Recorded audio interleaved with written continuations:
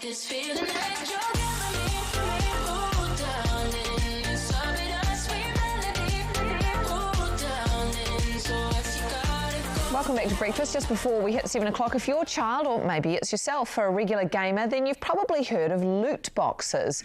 They're virtual containers holding random items that can be used in video games. Often, players are encouraged to spend real-world money on these virtual loot boxes, but there's no guarantee you'll even get a good prize. And now experts are worried they could lead to problem gambling. Andree Froude from the Problem Gambling Foundation joins us now. Andree, tell me, when did this sort of appear, this problem of these loot boxes, and how have they come about? Well, look, it was years ago, really, that we first became aware of them. And, you know, we've had concerned parents phoning us and saying, you know, look, my child is gaming, and you've basically got parents calling you and saying my kids are addicted to gaming, yes, gaming, and spending money, which is gambling. Yes, exactly. Well, loot boxes have real similarities because essentially what you're doing is paying real world money. You don't know what you're going to get. And it could be something, you know, they're random items, and you may not always get what you need. So it could be a new outfit, it could be a weapon that you want, or it could be a superpower. But you don't know what you're going to get, so there's that randomness in there. You're paying real world money on the chance of winning something, and that's where the similarities to gambling comes in. And like visually, is there a sort of a reward, or does gold coins come raining down like we see on a pokie machine, for example? Absolutely. There's real similarities between loot boxes and how they work and how they sound to a pokie machine. So you might hear all the bells and whistles, even if you haven't actually won what you want.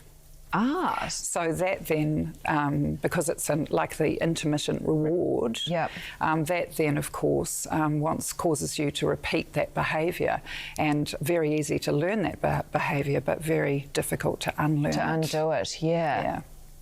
Is there any regulation around this at the moment? That's what our concern is, because, you know, it's a real grey area, this convergence of gaming and gambling. And currently our Gambling Act is from 2003, so it's not fit for purpose. And we really need it to be brought into this, you know, digital environment that we're living in now, which includes simulated gambling and games, loot boxes, and all those elements of games that really are very, very similar characteristics to gambling. Because so these are kids' games, right? Oh, absolutely. Absolutely. I mean, kids play them. Young adults, lots of people engage in these games, and they're not harmful per se, but when they've got these elements in them that can be, that's where the risk is. And we know that people who are experiencing harm from gambling will spend more on loot boxes.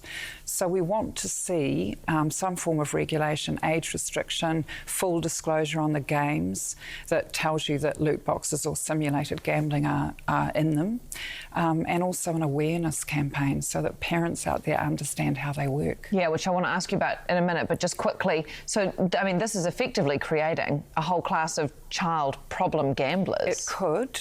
And there's a proven link between playing these games and developing some problematic behaviour or becoming addicted to this? Absolutely. I mean, gaming can be addictive in itself, you know, when children are spending huge amounts of time on these games, and we know so many parents battle with that.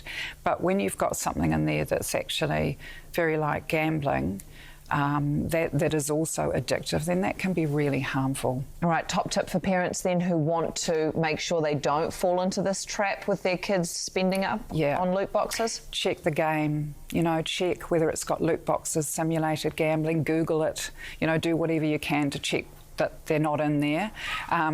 Do something about the credit card. You know, you don't want to get nasty surprises on the credit card, so just make sure that these microtransactions and things aren't being charged to the credit card, and there are things that you can do around that. So just, and talk to your children about what they're playing. And they can always give you a call if they need to. Of course they can. Wonderful.